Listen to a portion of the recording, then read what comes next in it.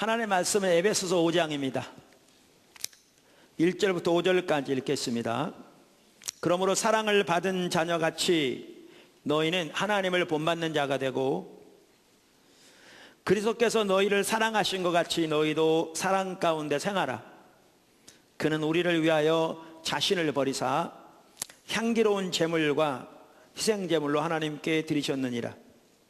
음행과 온갖 더러운 것과 탐욕은 너희 중에서 그 이름이라도 부르지 말라. 이는 성도에게 마땅한 바니라. 누추함이나 어리석은 말이나 희롱의 말이 마땅치 아니하니 오히려 감사하는 말을 하라. 너희도 정녕 이것을 알거니와 음행하는 자나 더러운 자나 탐하는 자 곧 우상 숭배하는 자는 다 그리스도와 하나님의 나라에서 기업을 얻지 못하리니. 아멘.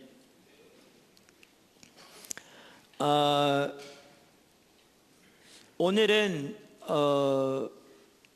이 본문 말씀 특별히 5장 1절에서 14절입니다. 본문이 제가 시간상 일부만 읽었는데 오늘 중심으로 성도들이 살아야 할 거룩한 삶, 그 중에서도 성적 거룩함에 대해서 살펴보기 원합니다. 그러니까 에베소서 5장을 보면 요한 1서하고 이렇게 아주 밀접하게 이렇게 일치되는 걸 볼 수 있습니다. 우리가 요한 1서를 가지고 쭉 여러 주간에 걸쳐서 살펴본 적이 있는데 요한 1서에 보면 우리가 진정으로 예수를 믿어 참다운 하나님의 자녀가 되었으면 우리에게 반드시 나타나야 할 열매들을 다루고 있습니다. 그러면서 대표적으로 나타날 열매들 중에 반복적으로 나오는 것 세 가지를 언급한 적이 있는데 여러분 기억하십니까? 거룩한 삶, 사랑하는 삶, 순종하는 삶. 이러한 것들을 이렇게 기억하는 건 늘 중요합니다. 왜냐하면 이제 그렇게 함으로 그것과 내 지금 현재 삶을 이렇게 대조해 볼 수 있거든요. 그래서 내가 하나님 앞에서 올바로 살고 있는가, 아니면 내가 내 삶에 돌이켜야 되는가. 그래서 제가 어떨 때는 여러분이 이렇게 그 장에서 암송할 수 있도록 제가 반복적으로 말씀을 드리고 합니다. 세 가지가 뭐라고요? 거룩한 삶, 사랑하는 삶, 순종하는 삶. 요한 1서에서는 이 세 가지를 어떤 각도에 주로 많이 다루냐면 우리가 진정으로 예수를 믿어 하나님의 자녀가 되고 하나님을 아는 사람이 되었으면 반드시 이 열매들이 우리 삶 속에 나타나야 한다, 이런 각도에서 살펴보고 있습니다. 그러면서 우리가 하나님을 안다고 하면서 이러한 열매들이 우리 삶 속에 나타나지 않으면 그건 진정으로 하나님을 아는 것이 아니다 라고 이러한 각도에서 살펴보고 있습니다. 그 당시에 영지주의라는 이단이 교회에 많은 심각한 해를 끼칠 때 그 영지주의에 대항해서 쓰여진 것이거든요. 그러니까 오늘날 신천지가 그 당시 영지주의하고 아주 성격이 비슷하고요, 이 열매에서도 똑같습니다. 사실은. 그런데 이 에베소서 5장에 보면 하나님의 자녀로서 우리 삶 속에 나타나 열매를 다루되 정확하게 같은 관점에 다룹니다. 에베소 5장에 보면. 그러면서 에베소 5장에 보면 사랑하는 삶부터 시작합니다. 가장 먼저. 어떻게 보면 이 부분이 가장 중요한 부분인 것을 이렇게 볼 수 있습니다. 그래서 5장 1절에 보면 우리가 아까 읽었습니다마는 이렇게 말하죠. 그러므로 사랑을 받은 자녀같이 너희는 하나님을 본받는 자가 되고. 그러니까 아버지의 사랑을 많이 받은 자녀는 아버지를 본받기를 원하잖아요. 이제 그런 것처럼 이렇게 말하고 있습니다. 2절, 그리스도께서 너희를 사랑하신 것 같이 너희도 사랑 가운데 생활하라. 이걸 영어 NIV 성경은 사랑하는 삶을 살라 이렇게 표현하고 있거든요. 그는 우리를 위하여 자신을 버리사 향기로운 제물과 희생제물로 하나님께 드리셨느니라. 그래서 사랑하는 삶에 대해서 가장 먼저 시작합니다. 이 사랑하는 삶에서 시작하면서 여기 보시면 우리가 먼저 하나님의 사랑을 받았기 때문에, 그래서 하나님의 자녀가 되었기 때문에 사랑하는 삶을 살라 이렇게 말합니다. 이건 요한일서에도 마찬가지입니다. 그래서 요한일서 4장 10절, 11절, 19절 등에 보면 하나님의 큰 사랑을 우리가 먼저 받았기 때문에 이제 서로 사랑하라고 말씀하고 있습니다. 사실 그래서 우리가 사랑하는 삶에 있어서도요, 하나님이 우리를 얼마나 사랑하셔서 우리를 하나님의 자녀 삼으시고 그분이 우리의 아버지가 되셨는가라는 그 사실을 선명하게 인식하는 것이 매우 중요합니다. 왜냐하면 우리를 향하신 그 하나님의 말로 표현할 수 없는 놀라운 사랑, 그래서 우리를 자녀 삼으신 그 하나님의 사랑이 얼마나 큰 것인가를 실제적으로 깨달을수록 우리는 다른 사람을 사랑하는 삶을 살 수 있을 것이기 때문에 그렇습니다. 그리고 나서 이어서 그리고 그 사랑에서도 모델은 예수 그리스도입니다. 여기 2절이 말한 것처럼. 그러면서도 이어서 3절부터 뭐에 대해서 말하고 있는가 하면 거룩한 사람에 대해서 말하고 있습니다. 그러니까 요한일서와 똑같습니다. 그래서 우리가 이제 하나님의 자녀로서, 거룩한 하나님의 백성으로서 거룩한 삶을 살라, 이렇게 말씀하고 있습니다. 자, 오늘은 그 부분을 살펴보려고 하는 것입니다. 첫째, 하나님의 거룩한 백성이기 때문에 거룩한 삶을 살아야 합니다. 하나님의 거룩한 백성이기 때문에 우리는 거룩한 삶을 살아야 합니다. 아까 사랑하는 삶에서도 마찬가지입니다. 하나님이 먼저 우리를 사랑하셨습니다. 우리가 정말 말로 표현할 수 없는 놀라운 하나님의 사랑을 받았습니다. 그러므로 우리에게 사랑하라, 이렇게 말씀하시는 거죠. 거룩한 삶도 하나님이 우리를 예수님의 십자가 부활을 통해 거룩한 하나님의 백성 삼으셨습니다. 그렇기 때문에 이제 거룩한 삶을 살라, 이렇게 명령하고 있습니다. 3절을 보시죠. 다시 한번. 음행과 온갖 더러운 것과 탐욕은 너희 중에서 그 이름조차도 부르지 말라. 그러면서 이는 성도에게 마땅한 바니라 그랬거든요. 이 구절의 NIV 성경은 뭐라고 말하느냐면 because, 왜냐하면 these are improper, 그러니까 이러한 죄악들이 부적절하다, 그 말이죠. For God's holy people, 하나님의 거룩한 백성들을 위해 부적절하다. 그러니까 우리가 하나님의 거룩한 백성들이 이미 되었기 때문에 하나님의 은혜로 이제 거룩한 삶을 살라, 이렇게 말하고 있는 것입니다. 에베소 5장 8절도 마찬가지입니다. 너희가 전에는 어둠이더니 이제는 주 안에서 빛이라. 여기에 보면 예수님을 알기 전에 이방인의 삶을 어둠이었다라고 표현합니다. 우리가 어둠이었다. 그런데 이제 주님 안에서 빛이 되었다. 그러므로 빛의 자녀의 삶을 살라, 이렇게 명령하고 있습니다.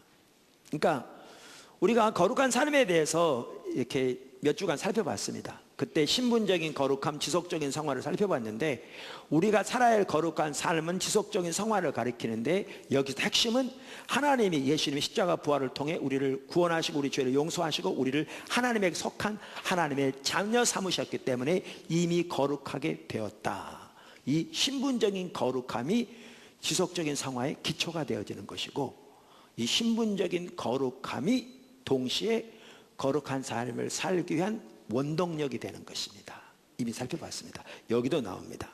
사실 그래서 거룩한 삶에 있어서도요, 중요한 게 뭐냐면 하나님이 우리를 구원하시되 얼마나 위대한 신분으로 우리를 구원하셨는가, 하나님이 얼마나 위대한 목적으로 우리를 부르셨는가, 우리 향한 하나님의 계획이 얼마나 놀라운가. 그래서 우리가 하나님의 자녀이고 하나님이 우리 아버지가 되시는 것이 얼마나 위대한 것이고, 하나님이 우리를 하나님의 성전 삼으신 것이 얼마나 놀라운 것이고, 우리를 하나님 나라 백성으로 삼으셔서 우리에게 주신 하나님의 나라가 얼마나 위대한 것인가를 인식하는 게 중요합니다. 이것을 선명히 인식하는 만큼 우리는 놀라운 승리하는 삶을 살 것이니까요. 우리의 삶의 목표도, 삶의 방향도, 삶의 이해도 달라질 것이고요, 거룩한 삶을 위한 원동력도 거기서 발견할 것입니다. 그래서 중요한 게 이겁니다. 그래서 말씀, 기도, 예배를 통해 하나님의 임재 가운데 머무는 것이 필수입니다. 왜냐하면 하나님의 임재 가운데 머무를 때 하나님의 성령을 통해 하나님 우리를 얼마나 사랑하시는가, 우리에게 주신 구원이 얼마나 위대한가, 우리 얼마나 위대한 목적으로 부르셨는가 등 그 하나님의 뜻이 선명히 보여지고요. 하나님께서 예수님 십자가 부활을 통해 이루신 승리가 선명히 보여지고요. 그것이 선명히 보여지는 만큼 그 위에 믿음으로 설 수 있고, 그 위에 믿음으로 서는 만큼 그 승리를 실제로 우리의 삶에서 경험할 수 있기 때문에 그렇습니다. 여러분, 우리가 거룩한 삶만 하더라도요, 거룩한 삶을 살 수 있는 능력이 우리에게 있지 않습니다. 저와 여러분에게 있지 않습니다. 그래서 거룩함이 하나님의 생명이라고요. 하나님이 우리의 삶을 통치하고 다스릴 때만 그분으로 인하여 거룩할 수 있습니다. 그래서 이렇게 기도, 말씀 묵상, 중보기도 매우 중요한 요소죠. 예배를 통해 하나님의 임재 가운데 지속적으로 머무는 것이 거룩한 삶을 위한 승리를 위해서도 필수적인 요소입니다. 제가 미리 말씀드립니다. 이제 어려운 부분들이 나옵니다. 두 번째, 거룩한 삶의 한 핵심은 성적인 거룩함입니다. 거룩한 삶의 한 핵심은 성적인 거룩함입니다. 그러니까 성경 전체에서 거룩함에 대해서 많이 말하고 있는데, 오늘 읽은 이 에베소 5장은 거룩한 삶에 대해서 말하면서 성적인 거룩함을 다루고 있습니다. 성적인 거룩함을 다루고 있습니다. 그래서 여기 5장 3절 다시 한번 보시죠. 음행과 온갖 더러운 것과 탐욕은 너희 중에서 그 이름조차도 부르지 말라 그랬는데, 여기 음행, 온갖 더러운 것, 탐욕, 이 모든 것들이 다 성적인 죄와 관련 있는 것들입니다. 그래서 이번에 페트라 주석을 많이 인용하는데, 오늘 그 주석에 보니까 간단히 볼 수 있는 좋은 주석이라서 제가 이렇게 언급합니다. 자주 이렇게 말합니다. 음행, 이에 해당하는 헬라어 포르네니아는, 여기서 포르노라는 단어가 나온 겁니다. 합법적인 결혼 생활 이외에 빚어지는 모든 성적 부도덕을 지칭한다. 그 다음에 더러운 것, 이에 해당하는 헬라어 아카타르시아는, 그러니까 아카타르시아죠. 죄송합니다.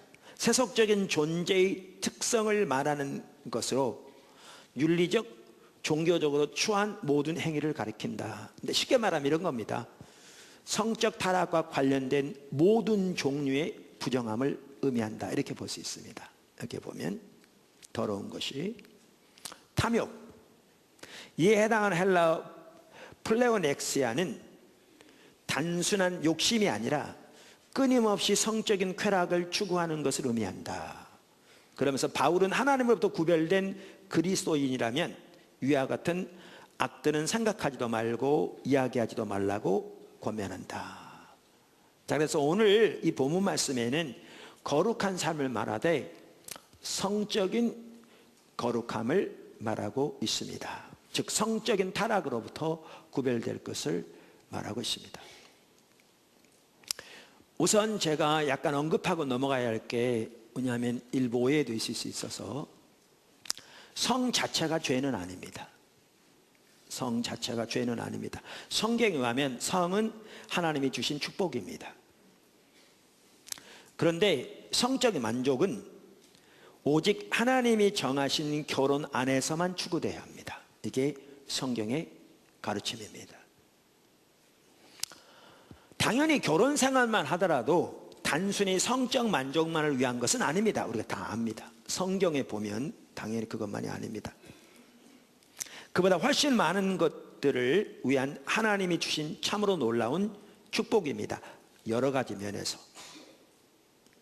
그리고 부부 사이의 성만 하더라도 단순히 음행의 죄를 짓지 않기 위한 수단만은 아닙니다. 훨씬 그 이상입니다. 그것은 부부가 온전한 연합과 하나됨을 경험하는 하나님이 주신 참된 축복입니다. 네, 결혼과 성, 이것은 주제가 큰 주제입니다. 사실은. 그래서 나중에 차분하게 하나하나 다뤄야 할 것이고, 또 기회가 되면 귀한 특강 강사들을 모셔서 이 부분을 집중적으로 살펴보는 것도 좋은 계기가 되겠죠. 오늘은 우리가 성적 타락에 대해서 지금 다루면서 그 부분을 잠시 언급하고 있습니다. 자, 그래서 오늘 성경에 보면 거룩한 삶을 말하면서 성적인 거룩함을 지금 말하고 있는데, 그래서 제가 지금 언급한 게 성 자체가 죄는 아니되 성적인 만족은 하나님이 정하신 결혼 안에서만 추구돼야 한다. 그것이 성경의 가르침이다. 이렇게 말하고 있습니다. 그래서 한편으로는 성적인 거룩한 삶을 위해서도 원만한 결혼 생활이 필수입니다. 그러니까 아까 말한 대로 결혼 생활의 목적이 단순히 성적 만족을 위한 것은 아닙니다. 훨씬 광범위합니다. 근데 그 중에 하나, 성적으로 타락한 시대에 살면서 성도들이 성적으로 타락한 삶에서 보호받을 수 있도록 중요한 한 가지 요소는 당연히 원만한 결혼 생활입니다. 그러니까 건강한 결혼 생활입니다. 원만한 성생활을 포함한. 아까도 언급했습니다마는 결혼의 목적이 성적 만족만을 위한 것은 아니지만 그런 이유도 목적도 있기 때문에 성경은 음행의 문제를 다루면서 부부 사이에 쌍방의 합의에 의해서 짧은 기간 동안 하나님을 찾을 목적 외에는 분방을 허락하지 않고 있습니다. 성경에서 분방을 이렇게 허락하는 조건이 세 가지 있습니다. 제가 아까 말했 뭐라고요? 쌍방의 합의하에 뭐라고요? 짧은 기간 동안. 그 다음 뭐라고요? 기도할 목적으로. 그러니까 주님을 찾을 목적으로. 쌍방의 합의하에 짧은 기간 동안 주님을 찾을 목적으로 외에는 분방을 허락하지 않고 있습니다. 성경에. 더 나아가서 남편의 몸은 아내가, 아내의 몸은 남편이 주장하라고 성경에 써 있습니다. 또한 남편은 아내는 남편의 성적인 만족을 위해 의무를 다하라고 성경이 명령하고 있습니다. 어디에 그런 게 나왔냐고요? 고린도전서 7장에 나옵니다. 고린도 교회 그 당시에 고린도만 하더라도 성적으로 매우 타락한 시기였습니다. 요즘 세계적으로 정말 성적으로 타락했잖아요. 이 성경이 쓰여진 시기도 마찬가지였습니다. 정도의 차이는 있을지 모르지만 오늘날은 그때보다 더 심각하다고 볼 수 있겠죠. 그 상황에서 성도들이 이러한 음란의 죄, 성적인 죄로부터 구별되기 위해서 사도 바울이 고린도교에 편지하면서 이렇게 말했습니다. 이건 성령의 감동으로 쓰여진 성경이기 때문에 하나의 말씀이죠. 7장 2절, 제가 지금 한 내용이 거기 나옵니다. 음행을 피하기 위하여 남자마다 자기 아내를 두고 여자마다 자기 남편을 두라. 그러니까 결혼한 목적이 이 목적만 아닌데 지금 여기서는 그 목적을 대해서 말하고 있는 구절이라 지금 그렇게 아까 말씀드렸습니다. 다음 3절, 남편은 그 아내에 대한 의무를 다하고 아내도 그 남편에게 그렇게 할지라. 성적 의무를 말합니다. 4절, 아내는 자기 몸을 주장하지 못하고 오직 그 남편이 하며 남편도 그와 같이 자기 몸을 주장하지 못하고 오직 그 아내가 하나니 서로 분방하지 말라. 다만 기도할 틈을 얻기 위하여 합의상 얼마 동안은 하되 다시 합하라. 이는 너희가 절제 못함으로 말미암아 사탄이 너희를 시험하지 못하게 하려 함이라. 오늘 청년들 오늘 수련회 갔습니다. 근데 일부 예배 참석을 하고 그랬는데 아마 일부만 참석한 것 같습니다. 그래서 일부 예배 때는 시간도 2부 예배 때보다는 좀 적고 또 청년들도 많고 제가 그래서 이런 얘기를 좀 자세하게 못 나눴습니다만은 2부 예배 좀 달라서 그런데 부부 사이에 지금 성경에 말하는 이 부분만 제대로 지켜줘도요 많은 성적인 죄를 막을 수 있습니다. 부부 사이에 성경에 말하는 이 부분만이라도 제대로 지켜줘도 많은 하나님의 백성들이 성적으로 범죄하는 일에서 보호될 수 있다고요. 보호됐었다고요.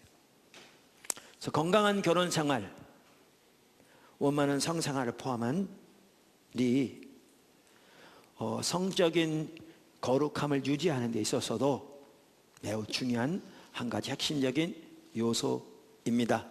할렐루야. 세 번째, 성적인 타락으로부터 철저히 돌이켜야 합니다. 그러니까 여기 성경에 보면, 그러니까 거룩한 삶을 말하면서 그 중에 하나가 성적인 거룩함이라 이 부분을 다루면서 여기에 강력하게 지금 말하고 있는 내용은요, 성적인 타락으로부터 철저하게 돌이키라고 말하는 겁니다. 한번 보실래요? 여기 3절 다시 한번 보시죠. 거기 오늘 여러 번 읽는데, 음행과 온갖 더러운 것과 탐욕은 너희 중에서 그 이름이라도 부르지 말라 그랬습니다. 그 이름이라도 부르지 말라. 그런데 영어 NIV 성경에는 이렇게 되어 있더라고요. But among you, 너희 가운데 there must not be, 이런 일이 있어서는 안 된다. 강력한 명령이죠. 그러면서 even a hint of sexual immorality, 그러니까 이러한 음행과 이러한 것들에 대한 하나의 힌트조차도 있어서는 안 된다. 그만큼 강력하게 명령한 거죠. 우리가 그런 삶을 살면 좋겠지만 이 세상에 살아가면서 정말 이러한 것들이 온 공중에 가득하듯이 공중의 권세 잡은 자 사단이 이러한 성적인 타락을 통해서 온 세계를 뒤집고 갖고 있는데, 지금 이러한 상황에서 힌트조차도 없도록 우리 삶을 유지하는 게 정말 쉽지 않겠죠. 그렇지만 성경에서 말하는 어떤 그 하나의 기준이겠지만 그만큼 강력한 단죄를 요구하시는 거죠. 그만큼 단죄를. 이런 설교 들으면 어떻게 하냐. 여러분 중에는 그러고도 못해 그럴 분이 계실지 모르겠습니다. 근데 인간은요 그렇게 예외가 거의 없고요, 그렇게 여러분이 그 방면에서 예외라면 여러분은 다른 부분에도 약함이 있을 겁니다. 인간은 한 사람도 온전한 사람은 없습니다. 단 한 명도. 근데 그렇게 하냐 그렇게 말할 텐데, 그래서 아까 제가 말씀드린 이 모든 것 승리의 비결도 아까 미리 말씀드린 그 부분이 승리의 비결입니다. 주님 임재 가운데 지속적으로 머무는 것. 그럴 때 하나님이 예수님 십자가 부활을 통해 주신 그 놀라운 승리와 우리에게 주신 놀라운 그 권세와 신분과 하나님 우리에게 주신 그 위대한 그 목적, 이러한 부분들을 보고 깨달을수록 승리하는 삶을 살 수 있다. 이렇게 아까 말씀드렸습니다. 아멘. 자, 힌트조차 잊지 못하게 하라. 이렇게 말하고 있습니다. 그러면서 여기 보시면 그뿐만이 아니고요. 그러면서 또 뭐라고 그러냐면 아까 3절에 우리말에는 온갖 더러운 것 이렇게 되어 있는데, NIV 성경에는 같은 말을 어떻게 표현하고 있냐면 NIV 성경에는 any kind of impurity, 그러니까 성적인 부정함에 있어서 어떤 종류건 any kind of impurity라고, 어떤 종류의 부정함이건 거기서부터 돌이켜라, 이렇게 강력하게 말하고 있습니다. 뿐만 아니라 성경은 행동에서 뿐만 아니라 우리의 언어에서도 그렇게 하라고 명령합니다. 그게 바로 다음 절입니다. 5장 4절. 누추함과 어리석은 말이나 희롱의 말이 마땅치 아니하니 오히려 감사하는 말을 하라.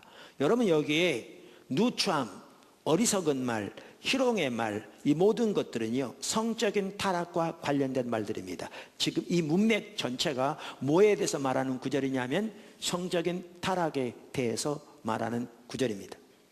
여기에 보면 페트라 주석입니다. 다시 누추함, 이에 해당하는 헬라어는 천하고 속되고 더러운 말을 가리키며 부끄러운 말과 같은 의미이다. 어리석은 말, 이로 번역된 헬라어는 죄악의 성향을 지닌 좋지 못한 말로서 바보같이 중얼거리거나 분별 없이 뇌거리는 군소리들을 가리킨다. 희롱하는 말, 이에 해당하는 헬라어는 본래 재치있는 농담이라는 좋은 의미였으나 본절에서는 외설적인 내용을 포함한 상스러운 농담이나 독설을 의미한다. 뭐냐? 결국 음담 패설과 같은 것을 말하고요. 여기에는 나와 있는 말들이 다 성적인 타락과 관련된 말들입니다. 그러면서 성경은 성적인 죄로부터 구별되되 그만큼 철저하게 구별될 뿐만 아니라 더 나아가 우리의 행동에서 뿐만 아니라 우리의 말에서까지 성적인 죄에서 그토록 철저히 구별되라고 이렇게 명령합니다. 사실 말은 영향력이 있습니다. 어떤 분이 그러더라고요. 우리가 말을 하면 그것은 마치 누에가 자기 몸에서 나온 실로서 자기를 감싸는 것처럼 그 말이 우리의 생각을 영향을 미친다. 그래서 우리의 사고, 우리의 삶의 목표, 삶의 가치에 영향을 미쳐서 결국 우리의 행동에 영향을 미친다. 아주 중요한 말이죠. 그래서 그만큼 행동뿐만 아니라 말에 있어서도 성적인 범죄에서 죄 타락에서 어떤 힌트조차 없게 하라. 이렇게 모든 부정함에서 돌이키라. 이렇게 표현하고 있습니다. 한 가지 말에 있어서 죄를 짓지 않는 것과 관련해서 한 가지 성경이 이 구절에 말하고 있는 걸 보면 지금 이렇게 죄와 관련된 타락과 관련된 말을 철저히 버리되 대신 그와 대조하고 있는 게 뭡니까? 감사하는 말을 하라. 네, 이게 정말 중요한 말입니다. 그러니까 우리가 승리하는 삶에 있어서도요, 또한 거룩한 삶을 위해 있어서도 그렇고 성적인 거룩을 말할 것도 없고 다른 모든 부분에서도 감사하는 말, 자생동이 정말 중요합니다. 성경이 이렇게 말하고 있습니다. 우리가 기도하면서도 감동 중에 많이 주어진 감동이 바로 감사하는 것에 대해서 준 감동입니다. 자, 예를 보세요. 내가 부모예요. 내 자식 여기 있어요. 그러면 부모가 자식을 볼 때 자식이 부모의 마음에 맞도록 100% 맞도록 하는 자식이 어디 있습니까? 한 명도 없습니다. 만약에 100% 맞도록 하는 자식이 있다면 문제 있을 겁니다. 없어요. 그럼 부모가 자식이 잘하는데도 자기 눈에 보기에 틀린 부분이 있다고 그런 부분만 지적하고 자꾸 얘기하고 욕하고 이러면 저주를 쏟아내는 거죠. 근데 보십시오.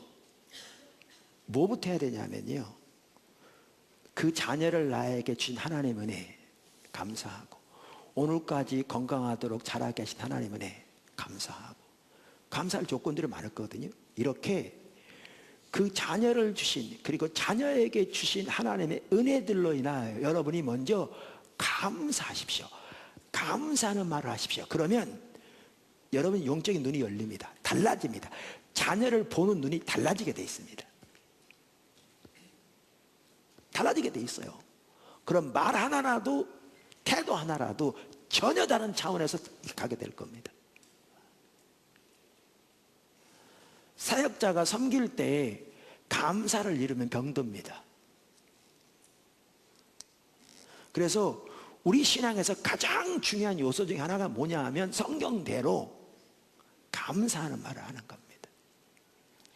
근데 오늘 성경에는 이렇게 성적 타락에 대해서 말하면서 성적으로 타락한 말로부터 철저히 구별되되 그 반대로 뭐 하라고 말하고 있는가 하면 감사하는 말을 하라. 이렇게 말하고 있습니다. 성경은 하나님의 말씀입니다. 정말 정확합니다. 감사하는 말 여러분의 삶 속에 넘치기를 예수님의 이름으로 축복합니다. 페트라 주석에 이렇게 써 있더라고요. 감사하는 말을 하라. 그러면서 그 구절에 대해서 바울은 그리스도인의 언어 생활에 있어서 최선의 태도는 감사하는 말을 하는 것이라고 훈계하고 있다. 폴크스 그런 학자도 이렇게 말했다는 거죠. 감사하는 말로 번역된 헬라어 유카리스티아는 유, 좋은과 카리스, 은혜의 합성어이다. 그래서 혹자는 유카리스티아를 은혜스러운 말로 해석하나 칼빈처럼 이런 경우로 사용된 예를 찾아보기 어렵다. 오히려 유카리스티아는 그리스도인들이 이미 그리스도 안에서 경험한 하나님의 은혜에 대해 감사하는 말을 의미한다. 링컨 그런 학자들이 이렇게 얘기했다는 거죠. 그리스도인들은 그 입에서 하나님을 향한 감사의 말이 항상 흘러 넘쳐야 한다. 여러분 영적으로 침체되어 있을 때도요, 제일 먼저 뭐부터 하시냐면 여러분 삶 속에 오늘까지 하나님이 부어주신 하나님의 은혜를 기억하고 감사하는 말부터 시작해 보십시오. 그럼 회복도 시작합니다. 자녀하고 부모의 관계가 지금 잘 안 맞고 부모가 자기에게 대해서 자꾸 자기가 원치 않은 것을 시키는 것 같고 그렇잖아요. 그런 자녀가 있으면요, 무엇보다 하나님 앞에 나가서 자기에게 부모를 주시고 그 부모님을 통해 자기의 필요가 공급되게 하시고 오늘 이 자리에 이르도록 자기를 양육시켜주고 보호해 주신 하나님의 은혜를 감사하는 것부터 해보세요. 그러면 달라집니다. 아까 제가 부모 예를 들었듯이 그럼 안목이 달라지게 돼 있어요. 가치가 달라지게 돼 있어요. 보는 관점이 달라진다니까요. 그럼 기도부터가 달라져요. 그래서 감사부터 하십시오. 할렐루야. 아멘. 네 번째, 성적 타락의 대가. 성적 타락의 대가. 성적인 죄는 매우 심각한 죄입니다. 물론 다른 모든 죄가 다 심각한 죄입니다. 오늘 이 구절은 성적인 타락에 대해서 다루고 있습니다. 그런데 성적인 타락의 대가는 심각합니다. 심각합니다. 그것이 5절과 6절에 나옵니다. 2절에. 자, 읽겠습니다. 너희도 정녕 이것을 알거니와 음행하는 자나 더러운 자나 탐하는 자 곧 우상 숭배자는, 여기 보시면요 5절에 음행하는 자, 더러운 자, 탐하는 자 그랬죠. 지금 뭐를 말하고 있냐면 3절에서 말했던 그 세 가지를 다시 언급하고 있는 겁니다. 아까 3절에 거기 보시면 성적인 타락에 대해서 말하면서 음행, 온갖 더러운 것, 탐욕 그랬잖아요. 지금 여기 5절에 보면 그걸 다시 언급하고 있는 겁니다. 아까 이 3절에 나오는 그걸 반복하는 겁니다. 그러면서 너희도 정녕 알거니와 음행하는 자나 더러운 자나 탐하는 자, 탐욕하는 자 곧 우상 숭배자는 다 그리스도와 하나님의 나라에서 기업을 얻지 못하나니. 6절 누구든지 헛된 말로 너희를 속이지 못하게 하라. 이로 말미암아 하나님의 진노가 불순종의 아들들 가운데 임하나니. 자, 여기에 보면 성적 타락에 대해서 말하면서 성적 타락의 결과를, 그러니까 대가를 크게 두 가지로 지금 언급합니다. 5절에 뭐라고 그러냐면 하나님의 나라를 유업으로 받지 못한다. 두 번째, 하나님의 진노가 그들에게 임한다. 얼마나 심각한 겁니까? 다시 한번 읽습니다. 하나님의 나라를 유업으로 받지 못한다. 그 다음에 하나님의 진노가 그들에게 임한다. 심각한 거잖아요. 근데 이러한 타락의 결과가 심각하다는 것을 지금 강조합니다. 여기 보면 5절 다시 한번 보시면요 너희도 정령에 알거니와 이렇게 되어 있는데 영어 NIV 성경이 이걸 뭐라고 번역했냐면 for, 왜냐하면 of this, 이것에 대해서 you can be sure, 너희가 이것만은 확신해도 좋다, 뭐 이런 뜻입니다. 이것만은 확신해도 좋다, 이런 뜻이에요. You can be sure. 그 다음에 6절에는 뭐라고 하냐면 아무도 너희들을 속이지 못하게 하라. 반드시 이렇게 될 텐데 다른 말로 속이지 못하게 하라, 이렇게 말합니다. 그러니까 사도 바울이 지금 여기에서 5절 6절 두 구절에 걸쳐서 각기 다른 표현으로 성적인 타락이 우리에게 심각한 결과를 가져온다는 것을 매우 강력하게 강조하고 있습니다. 이건 분명한 사실이고 너희가 이 부분에 대해서는 확신해도 좋고 그 다음에 이걸로 아무도 너희를 속이지 못하게 하라. 반드시 이렇게 될 거다, 이런 뜻인 거죠. 그러니까 심각한 거죠. 근데 그렇게 강력하게 말하면서 여기에 보면 지금 두 가지를 말하는데 그 두 가지가 이게 간단한 문제가 아니죠. 하나는 하나님 나라에서 어떠한 유업도 받지 못할 거라고 말했고, 다른 하나는 하나님의 진노가 임한다고 말하고 있으니까요. 그러니까 이게 무슨 말이냐는 거죠. 그러니까 이 내용을 이제 하나하나 살펴봐야 되겠지만 성경에 말하는 바는 지금 심각한 내용이거든요. 지금 살펴본 대로. 자, 그러면 이게 무슨 내용인가? 우선 가장 먼저는 이 구절은 하나님을 알지 못하는 불신자들에게 해당되는 말이겠죠. 가장 먼저는 하나님을 알지 못하는 이방인들의 삶은 우리가 에베소 2장 1절 3절을 보아도 아시듯이 그 중에 하나가 결국 성적인 만족을 추구하는 삶이죠. 그 중 하나는.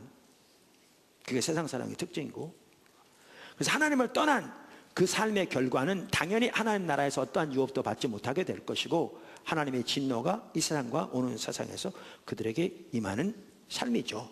당연히 성경에 의하면. 사실 요즘 동성연애 때문에 우리나라가 시끄럽습니다. 그걸 헌법에 이번에 고치려고 그러는데 거기다 그걸 집어넣으려고 양성평등이라는 말을 빼고 성평등으로 바꿔서 양자를 빼버림으로써 집어넣으려고 해서 지금 교수진들도 나서서 반대 서명을 하고 많은 성도들이 반대 서명을 합니다. 여러분들도 이렇게 교회 그 밴드에 올라가 있으니까 들어가셔서 반대 서명도 많이 하면 좋겠습니다. 많은 사람들이 동성애의 문제를 이렇게 인권의 문제로 다루면서 왜 약자들의 인권을 탄압하느냐라는 식으로 포장을 합니다. 근데 동성애 문제는 인권의 문제가 아니죠. 죄의 문제죠. 그리고 많은 동성연애자들이 평균을 보아도요, 수십 명, 수백 명의 성적 파트너들을 바꿉니다. 음란의 문제죠. 성적 타락의 문제입니다. 심각합니다. 에이즈가 남성 동성연애자들부터 처음에 집중 확산됐다, 이런 얘기들은 많이 알려진 사실로 저는 이해하고 있습니다. 그것만은 아닐지 모르지만, 여러분 지금 한국의 에이즈만 하더라, 어제 신문에 나왔는데요, 어제 지금 세계적으로 에이즈 환자가 줄어드는 추세인데, 어제 나온 신문의 기사에 의하면 2010년에 비해서 2016년 작년에 불과 6년 사이에 우리 한국의 에이즈 환자가 43%가 증가했답니다. 43%. 6년 사이에. 작년 한 해 신규 감염된 것으로 보고된 숫자만 해도 1199명인데요. 그중에 남성이 여자보다 12배가 많답니다. 근데 여기 한 가지 심각한 게 있습니다. 그 사람들 중에 무려 35.1%, 그러니까 3분의 1이 넘죠. 35.1%가 20대랍니다.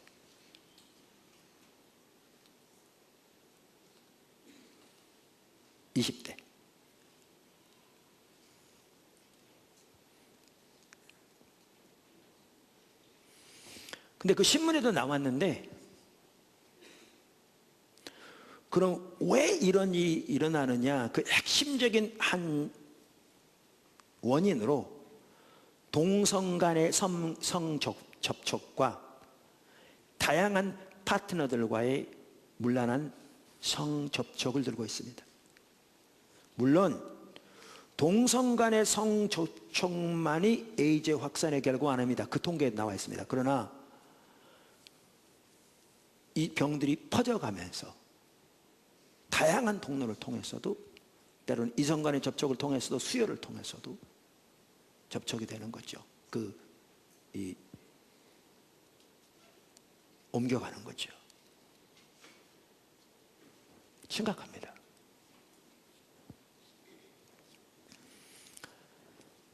하나님의 질서를 떠나 성적인 타락, 그것이 삶의 패턴이 되어진 하나님 모르는 백성들은 당연히 하나님의 나라를 유업으로 받지 못할 뿐만 아니라 하나님의 진노가 임하죠. 여기 하나님의 진노가 임한다고 그랬는데, 이 진노는 우리가 죽음의 단 앞에 설 때 받을 진노를 말하는 게 아니고요, 진노가 현재형입니다. 그러니까 지금 이 땅에서 받는 진노를 말합니다. 여러 가지 있겠죠. 자, 그런데 문제는 이겁니다. 이 구절이 안 믿는 사람에게만 해당되느냐라는 겁니다. 아닙니다.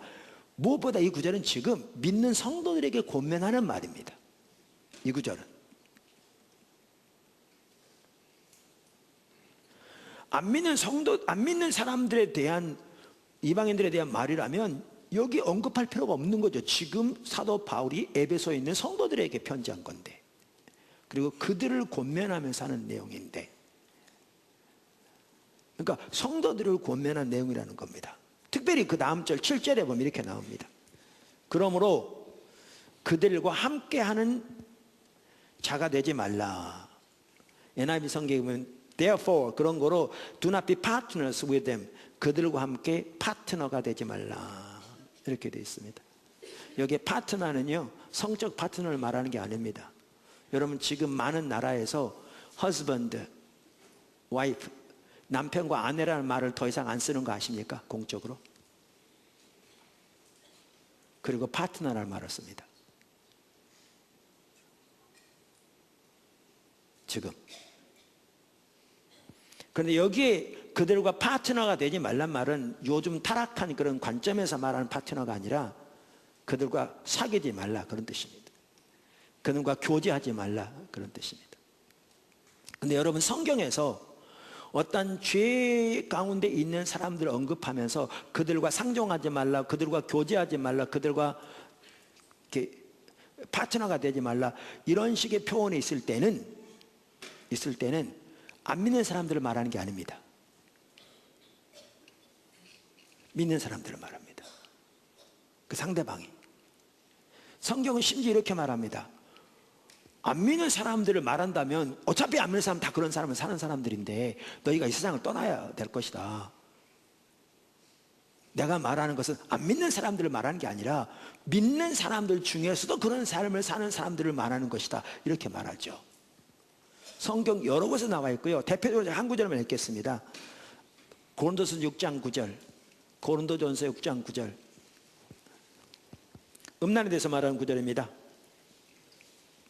음란 외에 여러 가지. 불의한 자가 하나님의 나라를 유업으로 받지 못할 줄을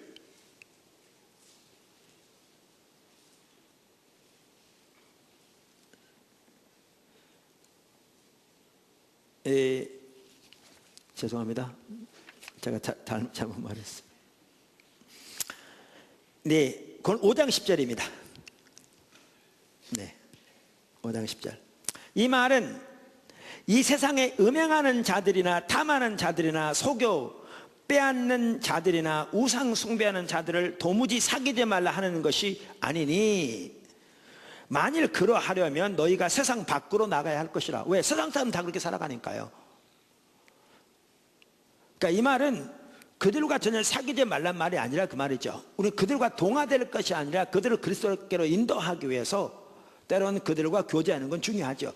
그들의 죄에 동참하는 전혀 아닌 거죠. 그래서 그들과 사귀지 말란 말은 안 믿는 사람들을 말하는 게 아니라 그렇게 말하고 있습니다. 여기만 나온 게 아니고요, 성경 여러 곳에 나옵니다. 사실은 다음 절 보십시오. 11절. 이제 내가 너에게 쓴 것은 만일 어떤 형제나 일컫는 자가, 그러니까 예수를 믿는다고 하는 자가 음행하거나 탐욕을 부리거나 우상 숭배를 하거나 모욕하거나 술 취하거나 속여 빼앗거든 사귀지도 말고 그런 자와는 함께 먹지도 말라 함이라. 그러니까 여기에 보면 아까 그 에베소 5장 7절에 그런 거로 그런 자들과는 함께 하지 말라, 함께하는 자가 되지 말라, 그들과는 파트너가 되지 말라, 이렇게 말했는데, 이게요, 성경 전체적인 문맥을 볼 때 안 믿는 자를 말하는 게 아니고요, 예수를 믿는다고 하면서 그러한 음란과 음행 가운데 머물러 있는, 돌이키지 않는 자들을 말하는 것임을 명백하게 볼 수 있어요, 성경 전체적으로. 그러니까 이 말은 뭐냐면 오늘 이 말씀이 믿는 자들에게 주어졌다는 거예요. 그러면 믿는 자들에게 주어졌는데 그들이 이러한 죄로부터 돌이키지 않으면 이처럼 심각한 결과를 가져오는데, 하나는 하나님 나라에서 유업을 받지 못할 것이요, 어떠한 유업도. 두 번째는 하나님의 진노가 임한다 그랬는데, 그럼 이건 어떻게 해석해야 되겠냐 그 말이죠. 이게 심각한 거죠.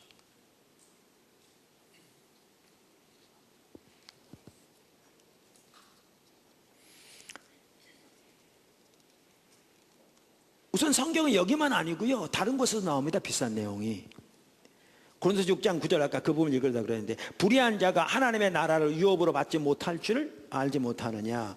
미혹을 받지 말라. 거기도 비슷한 얘기가 나오죠. 음란하는 자나 우상 숭배하는 자나 간음하는 자나 탐색하는 자나 남색하는 자나. 여기 남색이란 단어를 어떤 성경은 동성연애로 표현하고 있고요. 자나 도적이나 탐남하는 자나 술 취하는 자나 후욕하는 자나 토색하는 자들은 하나님 나라를 유업으로 받지 못하리라. 갈라디아서 5장 21절도 마찬가지입니다. 투기와 술 취함과 방탕함과 또 그와 같은 것들이라 전에 너희에게 경계한 것 같이 경계하노니 이런 일을 하는 자들은 하나님의 나라를 유업으로 받지 못할 것이라. 반복적으로 나온 게 뭐냐면 하나님의 유업을 받지 못한다는 거죠. 그럼 이거를 어떻게 해석해야 되는가? 지옥 간단 말인가? 그렇게 해석하면 이제는 완전히 이해가 달라지죠. 그러면 여러분 중에 저를 포함해서 우리 중에 한 명도 천국 갈 사람 없겠죠. 그럼 이거 어떻게 해석해야 되는가? 성경이 이토록 강력하게 명령하고 있는데, 또 이걸 심각하게 다루고 있는데, 이렇게 다루다 보니까 쉽지 않더라고요. 왜냐하면 성경에 보면 음행, 그러니까 성적인 부도덕이죠. 결혼한 남자나 여자가 다른 남자나 여자와 부도덕한 성적 행위를 하는 것을 지금 음행이라고 말하거든요. 그런데 온갖 더러운 것, 이거는 뭐죠? 성적인 타락과 관련된 온갖 종류의 이런 부정한 것, 심지어 거기는 뭐죠? 말까지 포함됐는데, 이름 음담패설 같은. 그러면 음담패설 하는 자와 아까 말한 뭐죠? 불륜을 행하는 사람과 같은 맥락에 다룰 수는 없을 거거든요. 다 죄악이지만. 그러니까 쉽진 않은데,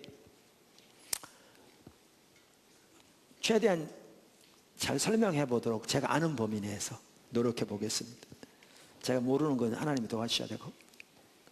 하나는, 예를 들면 어떤 젊은이가 인터넷에서 야한 동영상을 한번 봤다고 이런 결과를 가지게 될 거라, 그 얘기는 아닐 겁니다. 물론 그거는 분명히 죄입니다. 그리고 회개하고 돌이켜야 합니다. 그걸 정당한 시기는 없습니다. 그러나 그렇게 한 번 했다고, 때로는 반복적으로 몇 번 했다고 뭐죠? 이 결과를 가져오는 것은 아닐 것입니다. 어떤 경우에는 한 번의 불륜을 통해서 에이즈에 걸릴 수도 있습니다.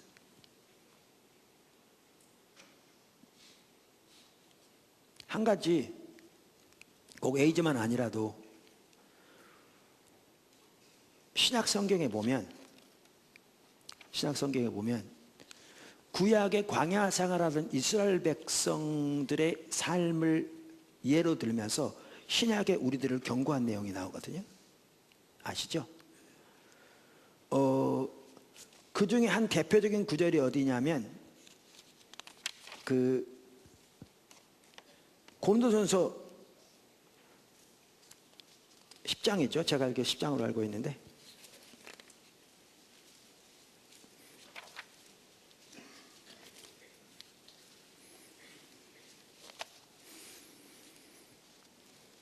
네, 10장이죠. 그러면서 거기에 보시면 8절에 이렇게 말합니다. 그들 중에 어떤 이들이 음행하다가 하루에 23,000명이 죽었나니 우리는 그들과 같이 음행하지 말자. 이 사건은 이스라엘 전체가 음행의 죄를 지은 사건을 말합니다. 심각한 죄였죠. 물론 한 번의 죄였을지 모르지만 심각한 죄였습니다. 그러니까 이 발락이란 왕이 하나님이 이스라엘 백성들과 함께 하니까 이길 재간이 없어서 발람이라는 선지자를 초청합니다. 그래서 이스라엘 백성들 위해 저주해달라고 부탁합니다. 많은 돈을 줬겠죠. 처음에는 발람은 참된 하나님의 선지자로 시작했습니다. 근데 저주하려고 했는데 하나님이 허락하지 않으셨습니다. 발람도 낙심하고, 왜? 저주해 줘야 돈을 받을 텐데. 발락도 낙심했습니다. 그래서 발람이 꾀를 냅니다. 뭐라고? 모압 여인들을 풀어놓으라고. 거기에 모압 여인이라는 게 누구냐면 바알 신전에서 섬기는 여자 사제들을 말합니다. 그 당시에 그 종교가 풍산신으로서 그 종교 행위가 뭐였냐면 거기에 있는 여자 사제들과 혹은 남자 사제들과 음란한 행위를 하는 것이었습니다. 그러니까 음행을 행하는 것이었습니다. 그래서 우상숭배와 음란이 밀접하게 관련되어 있었습니다. 그렇게 풀어놨더니 많은 이스라엘 백성들이 거기에 있는 모압 여인들과 함께 그 우상 신전에서 음란 행위를 하면서 우상에게 숭배하는 일을 했습니다. 그랬더니 그날로 하나님이 분노하셔서 전염병을 보내셨고 이스라엘 가운데 2만 3천 명이 죽었습니다. 하나님의 진노가 임한 거죠. 이 사건을 지금 사도 바울이 언급합니다. 이건 심각한 사건이었습니다. 한 개인의 죄도 심각하지만 나라가 전체적으로 죄를 범한 거죠. 그래서 예를 들면 교회에서 만약에 청년 한 명이 술 먹을 수 있어요. 제가 정당화시킨 게 아니에요. 술 취하지 말라고 성경에 써 있어요. 죄예요. 근데 교회에서 수련회 가서 같이 술을 돌려먹어 술 취했다. 이건 완전히 다른 차원입니다. 이건 한 개인이 범죄한 건 다른 차원입니다. 교회가 전체적으로 범죄한 거거든요. 이 결과는 심각합니다. 지금 이스라엘 백성들이 지은 범죄는 심각한 거였습니다. 국가 전체가 범죄했습니다. 그래서 하나님의 진노가 임했습니다. 그래서 2만 3천 명이 죽었습니다. 이 사건을 언급하면서 우리에게 경고합니다. 너희는 저들처럼 음란해서는 안 된다. 음행을 행해서는 안 된다. 이렇게 말함으로써 아까도 말씀드린 대로 믿는 자들에게도 이러한 범죄에서 돌이키지 않을 때 심각한 하나님의 어떤 이러한 결과들이 초래되는 것을 볼 수 있습니다. 자, 그럼 다시 돌아오면 우리가 아까도 말씀드린 대로 한두 번 여기 아까 제가 언급한 것과 같은 그러한 것을 혹은 때로는 반복적으로 그렇게 했다고 해서 그 죄인 건 분명하지만 하나님 나라에서 유업을 전혀 받지 못하고 하나님의 진노가 임하는 이 모든 일들이 실제로 일어난다고는 벌써 없을 수 있습니다. 그럴 수도 있겠지만 그러나 이러한 예수를 믿는 사람이라도 제가 표현하기가 좀 어렵습니다만은 정확하게 표현해야 되니까 이러한 음란의 죄에서 지속적으로 행하면서 돌이키지 않으면 이러한 심각한 결과를 초래할 겁니다. 그게 성경이 말하는 바라고 저는 확신합니다. 자, 그러면 하나님 나라에서 유업을 받지 못한다는 말은 무슨 말인가? 지옥 간단 말인가? 그거는 아닐 수도 있습니다. 성경 전체적으로 볼 때. 근데 저는 이렇게 이해합니다. 지난번에 한번 언급한 적이 있습니다. 여기에 보면 하나님의 나라를 유업으로 받지 못한다는 현재형입니다. 하나님의 나라는 이미 이 땅에 임했거든요. 그리고 그 하나님 나라가 우리 가운데 함께하고 우리는 그 하나님 나라의 백성입니다. 우리가 이미 살펴본 대로 거기엔 하나님의 임재, 하나님의 권세와 능력, 영적 대결과 원수에 대한 승리, 하나님의 생명 등 하나님 나라의 백성으로서 하나님이 그 가운데 하나님의 백성들이 하시는 놀라운 승리와 능력과 생명과 은혜가 함께합니다. 분명한 한 가지는 이러한 음란의 죄에서 돌이키지 않을 때 그러한 하나님 나라의 실제적인 능력과 은혜는 그런 사람에게서 거칠 겁니다. 심각할 겁니다. 그러면 교회도 그렇습니다. 포도나무 교회 가운데 지금 하나님 잘 함께 하시죠. 우리는 더 하나님의 역사가 강하게 나타나기를 소원합니다. 또 하나님의 부흥이 이 땅에 임하기를 우리는 간절히 기도하고 있고 그 하나님의 부흥을 위해서 우리가 하나님께 붙들림 받아 쓰임받기를 위해 기도하고 있고 이 나라와 열방을 위해 기도하고 있고 다음 세대를 위해서 하나님께서 참으로 놀랍게 일하고 계시고 오늘도 그 순서가 지금 진행되고 있고 아까 밴드에 올라와 있는 그 오전에 있었던 예배 그 동영상이 올라와 있는데 하나님 참 많이 함께하고 계신 것 같더라고요. 거기 올린 위원장, 군성교 위원장의 그 멘트를 보아도 하나님 많이 함께하고 계신 것 같아요. 너무 감사하죠. 근데 이런 일들이 우리 가운데 함께 할 때 우리에게 중요한 한 가지 요소가 뭐냐? 이러한 죄악들로부터 돌이켜야 합니다. 우리가 비록 넘어졌을지 모르지만 회개하고 돌이켜야 합니다. 할렐루야.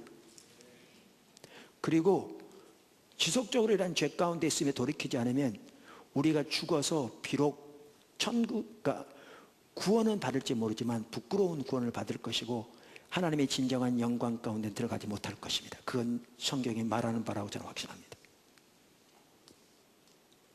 부끄러운 구원은 결코 바람직한 것은 아닙니다. 그리고 하나님의 진노만 하더라도 현재형으로서 아까도 말씀드린 대로 돌이키지 않을 때 우리에게 그 결과가 심각할 수 있습니다. 여러분 잘 모르겠습니다.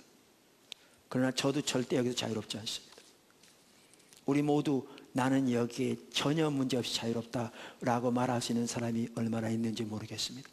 그러나 우리는 오늘 하나님이 말씀하신 말을 명백하게 볼 필요가 있습니다. 그리고 하나님의 은혜를 구해서 하나님 앞에 절박하게 서야 할 필요가 있습니다. 그리고 하나님의 은혜를 구해서 하나님의 길 가운데 섬으로 하나님께서 더욱더 우리 가운데 하나님의 나라의 유업과 능력이 더욱더 주어지고 그날에 주어질 뿐만 이 땅에서 더욱더 주어지고 더욱더 활성화되어지고 나타나도록 사모하고 기도하는 우리들이 되어야 될 줄로 믿습니다. 할렐루야. 다섯 번째, 이제 마지막입니다. 근데 이게 관건입니다. 이걸 보면 이게 기독교인의 삶인데 근데 하나님의 은혜가 필요하구나 이게 보이더라고요. 이게 보이면요 여러분 모두에게 그게 보일 겁니다. 아까 제가 말씀드렸죠. 어느 한 부분에서 어떤 분은 강할지 몰라요. 근데 다른 부분이 약합니다. 이 부분에 약한 사람은 또 이 부분에 강할 수 있어요. 근데 오늘 이 지금 성경이 말하는 바는 우리의 모든 부분에서 예수 믿는 사람으로서 어떻게 살아야 할 것을 말하고 있습니다. 그게 보여지면 기독교인 삶이 뭔지 하나님이 원하시는 동시에 우리가 얼마나 하나님의 은혜가 필요한지를 볼 수 있습니다. 자, 다섯 번째, 빛으로 어둠을 드러내라. 빛으로 어둠을 드러내라는 것입니다. 자, 이렇게 쭉 거룩한 삶에 대해서 말하면서 우리가 아까 읽었습니다만 5장 8절에는 사도 바울이 이제 빛된 삶에 대해서 말합니다. 5장 8절 아까도 읽었죠. 너희가 전에는 어둠이었더니 우리의 예수님을 알지 못했던 때의 삶을 어둠이라고 표현합니다. 어둠이었더니 이제는 주 안에서 빛이라. 빛이 되었다는 거죠. 그러면서 빛의 자녀들처럼 행하라. 그러니까 이제 빛의 자녀로서 살아라. 이렇게 말하고 있습니다. 그러면서 9절에 보면요. 빛의 열매를 이것만이 아니겠죠. 근데 빛의 주된 열매를 세 가지 나열하고 있습니다. 아까 제가 예수를 믿는 하나님의 자녀로서 삶 속에 반드시 나타날 열매들 등등 이걸 기억하고 있으면 매우 우리 삶에 중요합니다. 여기 보면 빛의 자녀로 삶을 살아라 그러면서 빛의 열매를 세 가지 나열합니다. 자, 읽어보겠습니다. 9절, 빛의 열매는 모든 착함과 의로움과 진실함에 있느니라. 그러니까 NIV 성경은 For the fruit of the light consists. 빛의 열매는 이걸로 이루어진다. 그러면서 in all goodness, 모든 선함과 혹은 착함과 righteousness, 의로움과 and truth, 진리다. 보세요. 빛의 열매가 뭐라고요? 모든 착함, 의로움, 진실함. 다시 한번 뭐라고요? 착함과 의로움과 진실함. 그러니까 빛의 자녀로 우리가 빛이 되었다. 그러면 이제 빛의 자녀로 살아야 되는데 빛의 열매는 착함과 의로움과 진실함이다. 다시 페트라 주석을 읽습니다. 착함에 해당하는 헬라어는 일종의 관대한 정신으로 온유하고 도덕적인 성품을 의미한다. 관대한 정신으로 온유하고 도덕적인 성품을 의미한다. 그럼 의로움은 하나님과 사람에 대한 자신의 의무를 이행하는 공정하고 올바른 행위를 의미한다. 새 사람이 된 그리스도인들은 하나님에 의해서 의로 지으심을 받은 자로서 이미 의롭게 되었기 때문에 의로움은 그리스도 안에서 새 사람이 된 그리스도인들이 맺어야 할 생활의 열매이다. 의롭게 되었기 때문에 의로움의 열매를 맺어야 되는데, 의로움은 하나님과 사람에 대한 자신의 의무를 이행하는 공정하고 올바른 행위다. 이렇게 표현합니다. 진실함. 이 헬라어 단어 알레세이아라는 단어입니다. 그러니까 진리라는 단어입니다. 진리. 그래서 영어 NIV는 truth라고 번역했습니다. 말과 행위에 있어서 순수하고 정직함을 의미한다. 말과 행위에 있어서 순수하고 정직함을 의미한다. 여러분, 우리가 이러한 하나님의 가치를 잃어버리면 신앙생활 오래 하고 교회에서는 집사님, 장로님, 권사님 되면서도 때로는 목사가 되면서도 우리 말에서 전혀 정직하지 않을 수 있는 거 아세요? 잃어버리면. 자, 그래서 빛의 열매를 말하면서 세 가지를 말합니다. 세 가지 뭐라고요? 착함과 의로움과 진실함. 자, 그러면서 또 한 가지 여기에 언급하는데요. 빛의 자녀로 살면서 어떻게 하라고 말하냐면 하나님을 기쁘시게 할 것이 무엇인가를 찾으라, 이렇게 말합니다. 제가 일부 예배를 마치고 제 사무실에 잠깐 갔더니 제 아내가 지금 북한에서 일어난 일들, 또 북한과 미국의 일어난 일들, 또 한국에 처해 있는 상황, 이것 때문에 늘 기도하고 고민하고 있잖아요. 우리 모두가. 그러고 있는지 무의식 중에 이러더라고요. 주여, 어떻게 우리가 주님을 기쁘시게 할 수 있죠, 이 상황에서? 그러더라고요.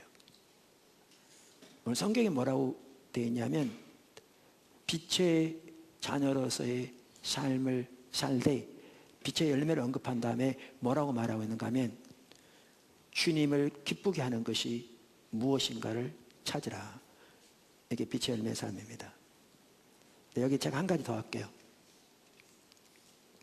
고린도전서에 보면 이와 비슷한 내용이 나오는데요. 거기 보면 중요한 내용이 나옵니다. 그러니까 고린도 교회에는 죄가 참 많은 교회였습니다.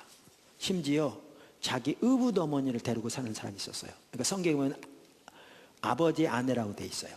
그러니까 친어머니는 아닌 것 같고요. 학자들이 의붓어머니였다고 추측해요. 그리고 아버지가 아마 돌아가신 걸로 추측을 해요. 그러면서 그들은 그 본인도 주변의 사람도 뭐라고 그랬냐면 이게 그리스도 안에 있는 자유라, 이렇게 주장했어요. 그러니까 사도 바울이 어떻게 이방인의 세계에도 없는 죄악이 교회 안에 있느냐, 그러면서 그를 사단에게 내어주라. 이 말은 어떻게 오늘날 하는지는 몰라요. 그 당시에 사단이 그를 죽이도록 사단에게 허락한 것 같아요. 그걸 비슷한 걸 의미하는 것 같아요. 그래서 그가 육신은 이 세상을 떠나도 영원이라도 구원받도록 사단에게 내어주라, 이렇게 말합니다. 바울이. 엄청난 죄악이죠. 그래서 그들은 그리스도 안에서 자유를 주장하면서 우리는 그리스도 안에서 모든 것이 가하다. Everything is possible. 그러니까 모든 것들이 우리는 가능하다라고 주장해서 이걸 자유라고 주장했습니다. 그랬더니 사도 바울이 여러 가지 문제를 다루면서 이렇게 다룹니다. 10장 23절. 모든 것이 가하나. 이 말은 NIV 성경에 보면, 영어 성경에 보면 따옴표가 있습니다. 이 말은 뭐냐면요, 우리가 실제로 모든 것이 가하다는 게 아니라 그 당시 고린도 교인들이 그렇게 주장한 겁니다. 그걸 인용한 겁니다. 그러니까 everything is possible. 모든 것이 가능하다. 따옴표. But 그러나 모든 것이 유익한 것이 아니요. 모든 것이 가하나 그러나 모든 것이 덕을 세우는 것이 아니니. 누구든지 자기의 유익을 구하지 말고 남의 유익을 구하라. 31절. 그런즉 너희가 먹든지 마시든지 무엇을 하든지 다 다 하나님의 영광을 위해서라. 여기에 보면요, 모든 것이 가나라고 주장하는 그들에게 뭐라고 말하냐면 우리 행동의 핵심적인 요소를 지금 여기 언급합니다. 첫째가 뭐예요? 유익한 것. 둘째가 덕을 세우는 것. 여기 빌드업, 그리스도 안에 세우는 걸 말해요. 세 번째는 상대방에게 유익이 되는가를 고려하라. 예를 들면 그 당시에 고기 먹는 거, 모든 짐승은요 다 이방인의 신전에서 제사 드려진 다음에 도륙됐습니다. 그래서 모든 고기는 다 이방인의 신전에 제사를 드려진 것들이었습니다. 그래서 예수 믿는 사람 중에 고기를 먹어야 되냐 안 먹어야 되냐 논쟁이 많았습니다. 이때 사도 바울이 그렇게 말합니다. 이방은, 그러니까 우상은 존재하지 않고 모든 것이 하나님께로 왔기 때문에 하나님이 주신 거니까 감사하고 먹으면 된다. 그런데 내가 자유를 가지고 감사하고 먹는 것을 신앙이 약한 사람들이 보고 우상 제물을 먹네? 그래서 그들이 우상 숭배에 동참한다면 나는 그를 넘어뜨리는 자니까 내가 먹을 수 있지만 그게 상대방에게 걸림이 된다면 나는 기꺼이 내 먹는 권리를 포기하겠다. 그러면서 그가 내세운 게 뭐냐 하면 내 행동이 상대방에게 유익이 되는가라는 것을 보는 게 기독교인의 중요한 자세라. 그러면서 마지막으로 뭐냐 하면 다 하나님의 영광을 위해 살아. 청교도들이요 그들의 삶에서 성경에 하라 하지 말라라고 명확하게 기록된, 그리고 성경에 나오는 가치관에 의해서 해서는 해야 되고 하지 않아야 될 이러한 것들이 명확한 일들일 때는 성경대로 하면 됐는데 그런 게 없을 때는 그들은 이 네 가지를 그들의 삶의 기준으로 삼았답니다. 성경에 기록된 가치관과 내용에 비추어서 명확하게 드러나지 않을 때 이거를 뭐라고요? 유익한 것인가? 덕을 세우는 것인가? 상대방의 유익을 위한 것인가? 하나님의 영광을 위한 것인가? 이게 그러면서 그러니까 우리가 이러한 것들을 기억한다면 우리의 삶에서 어떤 일을 결정할 때 하나님의 빛의 자녀로서 도움이 되는 거죠. 그러면서 오늘 본문에는 하나님을 기쁘시게 하는 것이 무엇인지를 찾으라 이렇게 말하고 있죠. 사실 이 네 가지가 하나님을 기쁘시게 하기를 추구하는 사람들이 사는 삶의 방식이겠죠. 네 가지가 뭐라고요? 유익한 것인가? 덕을 세우는 일인가? 상대방의 유익을 위한 것인가? 하나님의 영광을 위한 것인가? 자, 이렇게 빛의 자녀로서의 삶을 말하면서 이제 그 다음에 나오는 11절부터 13절까지 우리가 살펴보고자 하는 이 부분을 말합니다. 그게 뭐냐면 빛으로 어둠을 드러내라는 겁니다. 빛으로 어둠을 드러내라. 자, 11절 보십시오. 11절. 너희는 열매 없는 어둠의 일에 참여하지 말고 도리어 책망하라. 그러니까 have nothing to do with the fruitless deeds of darkness. 그러니까 어떤 열매도 없는 어둠의 일과는 have nothing to do with, 어떤 관계도 갖지 말라. 그러면서 but 그렇게 하지 말고 우리말 성경에는 도리어 책망하라 그랬는데요, NIV 성경은 뭐라고 그러냐면 rather expose them, 그것들을 들춰내라, 그것들을 밝혀내라 이렇게 표현합니다. 제가 아까 오늘 빛으로 어둠을 드러내라, 그게 여기서 나온 말입니다. 그래서 그들이 은밀히 행하는 것들은 말하기도 부끄러운 것들이라. 그러나 책망을 받는 모든 것은 빛으로 말미암아 드러나라는, 이게 똑같은 얘기죠. 드러나는 것마다 빛이니라. 우선 그 말을 설명하기 전에 죄는 숨길수록 강해지고요, 커지고요, 빛으로 드러낼수록 그 힘을 잃습니다. 그러니까 우리가 죄를 범했을 때 하나 자백하고 고백하기 전에는 다인만 하더라도 그게 뼈가 다 상했다고 그랬잖아요. 근데 하나님 앞에 자백하고 고백하고 드러냈더니 용서하셨다고 그랬죠. 이렇게 드러내야 되고요. 또 한편은 뭐가 있냐면 성경에 보면 서로 죄를 고백하라고 그랬잖아요. 죄를 숨기면 죄는 잘하는데 빛으로 드러내면 죄는 영향력을 잃습니다.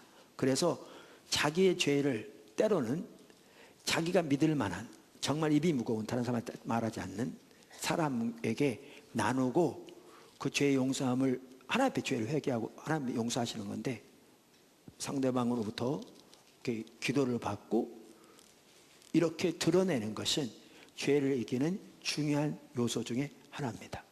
사실 그런 가까운 친구가 있다는 것이 복이죠. 그렇게 해서 더 자라나게 되죠. 그러니까 죄를 이기는 것에서 자라나게 됩니다. 자, 그런데 그래서 우리가 죄를 하나님 앞에 고백하고 상대방의 죄를 고백함으로써 하나님이 우리 죄를 용서하시는데 상대방이 하나님의 말씀에 기초해서 죄 용서를 선포해주고 또한 기도해주고 하는 것이 매우 큰 영향력이 있다. 그런데 여기에는 그것을 말하는 게 아니라 이렇게 빛을 통해 죄를 어둠을 드러내라 이렇게 표현합니다. 모든 믿는 자들에게 말하는 겁니다. 제가 이걸 페트라 주석이 잘 설명하고 있더라고요. 제가 한번 읽어볼게요. 잘 들어보세요. 빛의 자녀인 그리스도인들이 어두움에 속한 자들의 죄악을 책망하며 아까 말한 걸 드러내며 그 말이죠. 빛의 열매를 맺는 삶을 드러낼 때 빛의 열매들은 어두움에 속한 자들을 조명하여 어두움의 행위의 실체를 폭로하게 된다. 즉 빛의 자녀들은 그들의 삶 속에서 맺는 열매를 통해서 어둠에 속한 자의 죄악을 드러내므로 어둠에 속한 자들로 하여금 자신들의 행위의 실체를 보게 하고 빛에 대해 응답하게 한다. 가로 열고 두 학자들을 언급했는데 이 학자들도 이렇게 말했다는 거거든요. 다시 읽어볼게요. 나중 부분 아주 잘 정리했어요.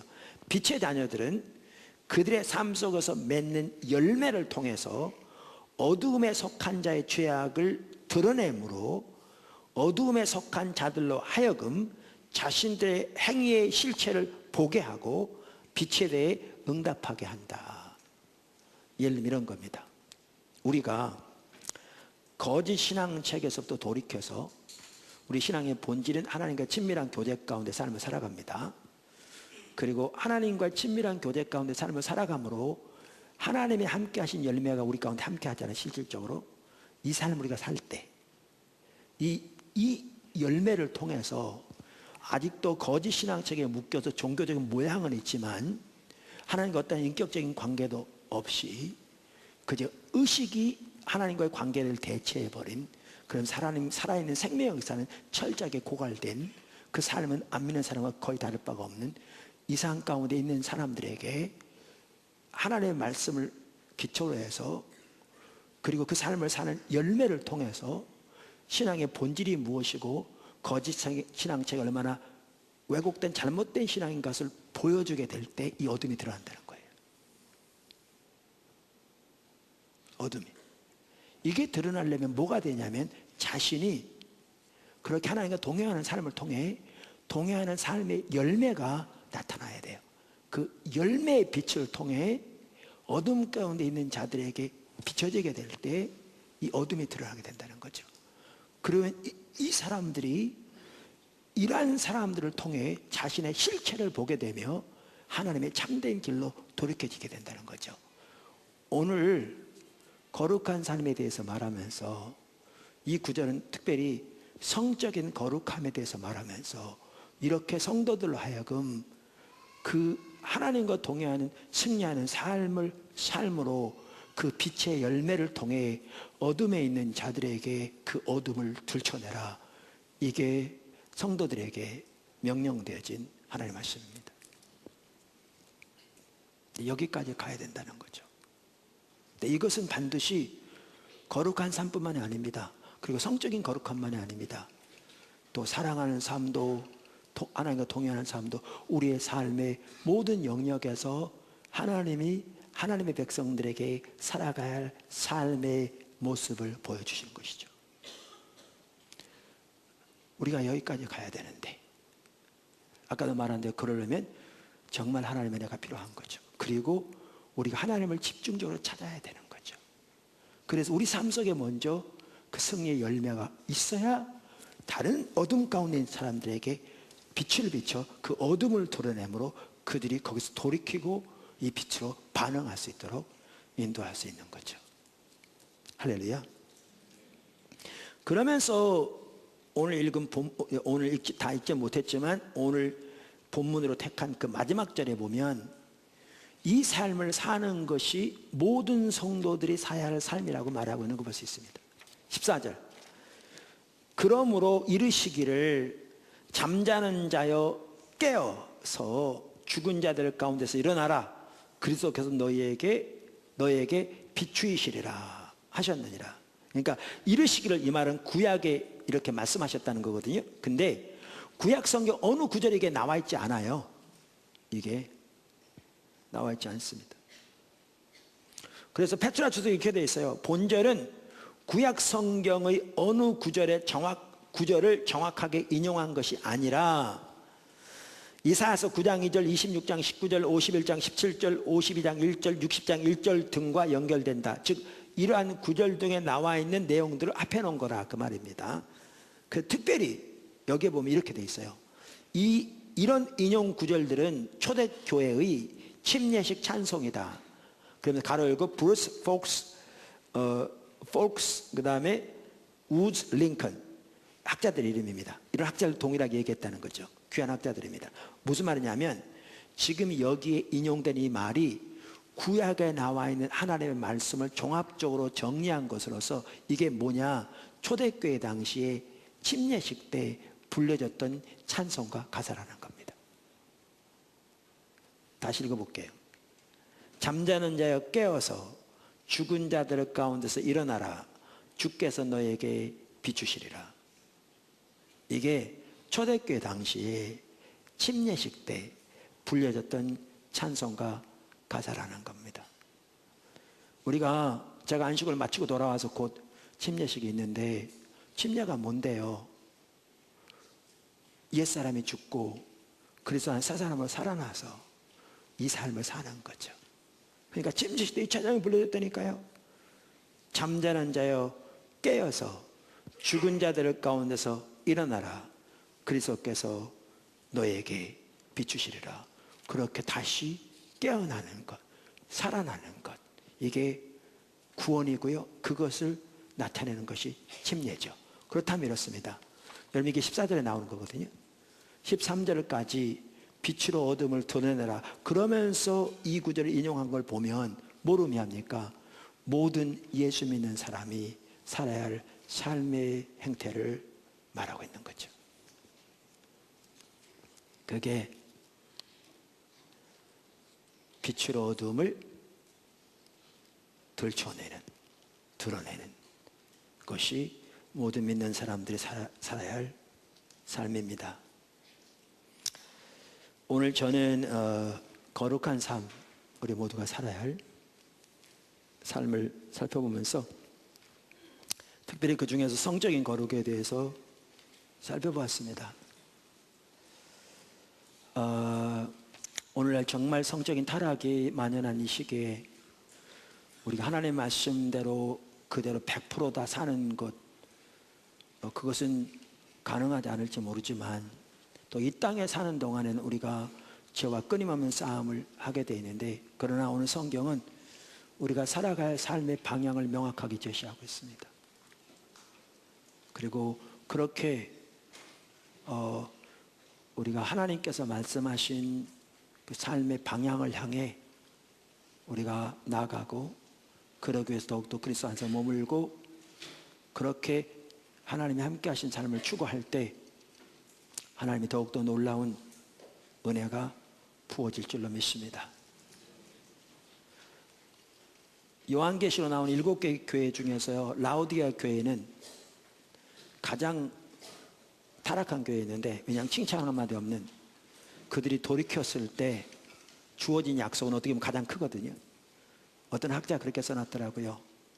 핍박이 있을 때 올바른 신앙생활 하는 것보다 안일할 때 올바른 신앙생활 하기가 더 힘들다.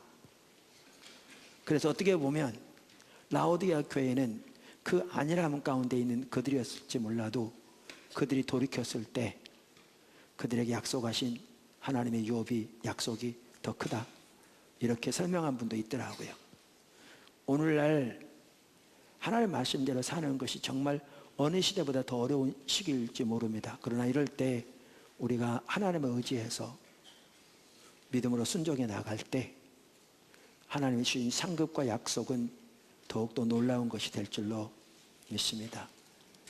그런 은혜가 우리 모두에게 넘치기를 주님으로 축원합니다. 기도하겠습니다.